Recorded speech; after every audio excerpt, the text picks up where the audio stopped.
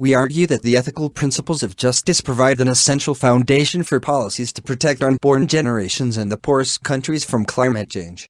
Related issues arise in connection with current and persistently inadequate aid for these nations, in the face of growing threats to agriculture and water supply, and the rules of international trade that mainly benefit rich countries. Increasing aid for the world's poorest peoples can be an essential part of effective mitigation. With 20% of carbon emissions from mostly tropical deforestation, carbon credits for forest preservation would combine aid to poorer countries with one of the most cost-effective forms of abatement.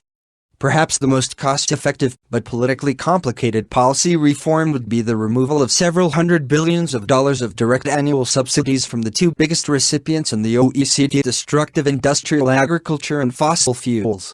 Even a small amount of this money would accelerate the already rapid rate of technical progress and investment in renewable energy in many areas, as well as encourage the essential switch to conservation agriculture.